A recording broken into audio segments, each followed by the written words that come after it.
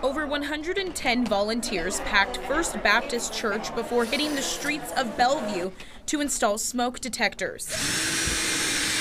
It's all in part to reduce the number of deaths and injuries due to house fires. It is stated that you have less than 2 minutes to get out of a house when a fire starts.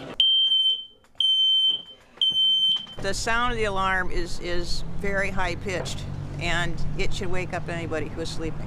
After installation, Sue Hensley goes over safety tips with families, like practicing fire drills. I really indicate having one in the daytime, one at night, because so many times the fires are at nighttime.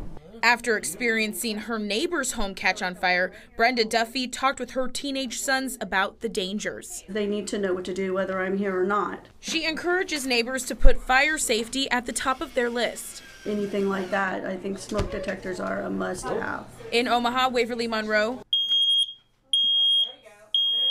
KETV Newswatch 7. And if you still need smoke alarms to be installed in your home, the Red Cross wants you to call 211 or visit their website, getasmokealarm.org. That installation is free.